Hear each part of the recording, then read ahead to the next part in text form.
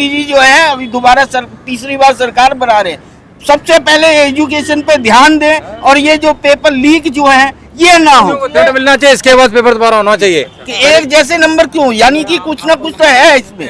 हमारे बीच में जो दलाल हैं कुछ चंद पैसों के लिए वो लीक करते हैं कि अगर संस्था से अगर बच्चों को जो लगातार आ रहा है तो इसमें कुछ ना कुछ तो घपला है, जिससे हमारे देश का भविष्य बहुत अंधकार में जाता है। ऐसा दंड मिलना चाहिए दोबारा भविष्य में कभी ऐसी वो गलती ना हो। और ऐसे बच्चों के साथ ये लोग खिलवाड़ कर रहे हैं, पेपर कभी लीक ना हो। सरकार इस पर बिल्कुल गौर नहीं कर रही, ना ध्यान दे रही है। सरकार जो भी हो, किसी भी पार्टी की हो, उसमें बिल्कुल निष्पक्ष तरीके से होना चाहिए, व्यवस्था ऐसी करनी चाहिए। नमस्कार, मैं सचिन कुमार, आप देख रहे हैं न्यूज़ ट्यूब भारत। एक मुद्दा बहुत ही गरमाया हुआ है।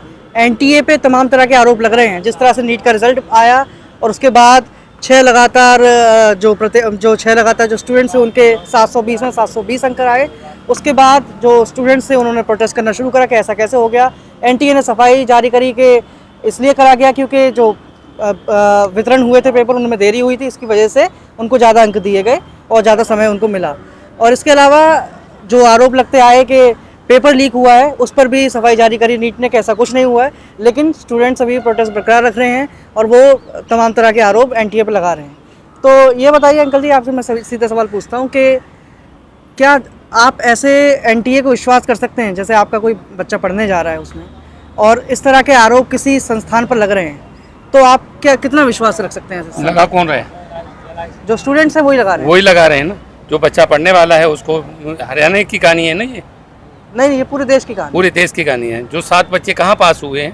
हरियाणा से हुए हैं ना। जो पढ़ने वाला बच्चा वो पास हुआ तो क्या बात होगी उसमें? कोई बात नहीं हुई। लेकिन जिस तरह से कि 6 की 6 लगातार मतलब कि 720 में 720 जो अंक आए हैं वो मतलब पढ़ने वाले बच्चों को मिला तो क्या हुआ? मेरा बच्चा एक ही सेंटर में वो थे बच्चे। हाँ, तो क्या हुआ?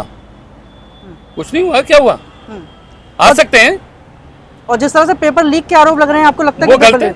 वो गलत है? वो गलत है, बिल्कुल गलत है। और जिस तरह से ये वितरण होने में देरी हुई, उसके बाद ज्यादा समय दिया गया। समय नहीं था इन लोगों के पास, देरी इसलिए हुई। आपको क्या लगता है कि आपके बच्चे जैसे अगर पढ़ने जा रहे हैं तो अगर किसी भी संस्थान के साथ, किसी भी स्टूडेंट के साथ अगर ऐसा होता है, आप क्या सोचते हैं इसके बारे में? नहीं, वो तो वैसे गलत है। एक ही अगर संस्था से अगर बच्चों को जो लगातार आ रहा है तो इसमें कुछ ना कुछ तो घपला है। कुछ ना कुछ घपला है। हाँ बिल्कुल है, कुछ ना कुछ तो है, ऐसा नहीं है। अगर नहीं होता तो बच्चे क्यों करेंगे? और भी तो बच्चे हैं, क्या वही साथी थे? और नहीं है, और बच्चे भी तो पूरे हिंदुस्तान में नीट की परीक्षा दी है, वही क्यों पास हुए? ऐसा क्यों? सारे बच्चे पास हुए हैं, बच्चे तो और भी पास हुए हैं ना। एक ही उसके तो क्या हद कर दी? कहने बच्चे हिंदुस्तान में और भी तो पास हुए हैं ना, एक ही स्कूल के बच्चे। ये है कि उनको एक ही जैसा नंबर क्यों दिया? बात ये है। हाँ। बात यहाँ आ रही है। अच्छा। कि एक जैसे नंबर क्यों, यानी कि कुछ ना कुछ तो है इसमें कुछ ना कुछ तो है, तभी तो दिया है। और वो सारे एक ही पूरा देखा नहीं है। सेंटर के ये बच्चे हैं और एक ही सेंटर पे उन्होंने एग्जाम लिखा।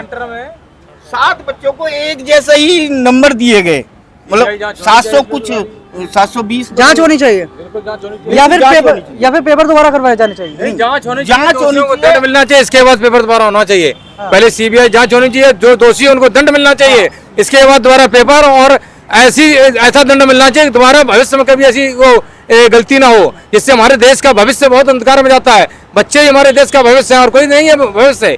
और ऐसे बच्चों के साथ ये लोग खिलवाड़ कर रहे हैं। मैं कहता हूँ अभी हमारे मोदी जी जो है अभी दोबारा तीसरी बार सरकार बना रहे हैं, सबसे पहले एजुकेशन पे ध्यान दें और ये जो पेपर लीक जो है ये ना हो। आगे पूरे हमारा भविष्य, हमारा देश का जो भविष्य के लिए ऐसा काम करते हैं जिससे देश का भविष्य चौपट हो रहा है। इसलिए कठोर से कठोर दंड होना चाहिए। सीबीआई जांच के दौरान जो दोषी पाया जाए, कठोर से कठोर दंड होना चाहिए उनको। और इसके अलावा भविष्य में ऐसा काम ना हो, ऐसा करना, पेपर दोबारा होने चाहिए। लेकिन ये नीट की ये घटना हुई, इससे क्या हुआ है कि बाकी जो घटनाएं हुई थी पहले उन पर भी अब लोग प्रकाश डालना शुरू कर रहे हैं। जैसे पहले जो हुए थे लीक हुए पेपर, उन पर भी अब जैसे इस सरकार के दौरान कई सारे पेपर लीक हुए हैं। यूपी में कई सारे पेपर लीक हुए, उत्तराखंड में कई सारे पेपर लीक हुए, मध्य प्रदेश में कई लीक हुए। जब पेपर के मामले में सरकार को एक ऐसी व्यवस्था करनी चाहिए जिससे कि पेपर कभी लीक ना हो। सरकार इस पर बिल्कुल गौर नहीं कर रही, ना ध्यान दे रही है कि बार बार लीक हो रहे, क्यों लीक हो रहे हैं? हमारे बीच में जो दलाल हैं कुछ चंद पैसों के लिए वो लीक करते हैं। सरकार को ऐसी व्यवस्था करनी चाहिए कि पेपर कभी लीक ना है। एक बार घटना हो जाए, गलती एक बार हो सकती है, बार पेपर लीक होते बार बार। मनमोहन सिंह के टाइम पे भी, कांग्रेस के राज में भी तो हुए थे। जब मुलायम सिंह मुख्यमंत्री थे जब भी हुए थे, जब क्यों नहीं कार्रवाई हुई? नहीं, मुलायम सिंह के टाइम पे तो वहाँ तो बस पैसा चलता था, ऐसा नहीं है।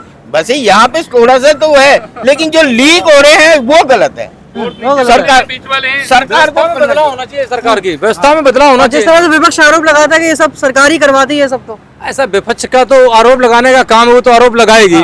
वो अभी आप विपक्ष में बैठे हैं, आप भी आरोप लगाओगे, और जो सत्ता में बैठा है वो तो अपना बचाव करेगा, सीधी सी बात है।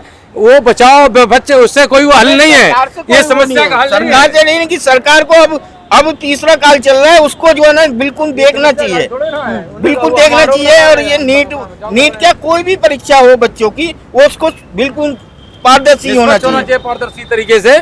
और ये सरकार का मामला नहीं, इसमें सरकार जो भी हो, किसी भी पार्टी की हो, उसमें बिल्कुल निष्पक्ष तरीके से होना चाहिए, व्यवस्था ऐसी करनी चाहिए।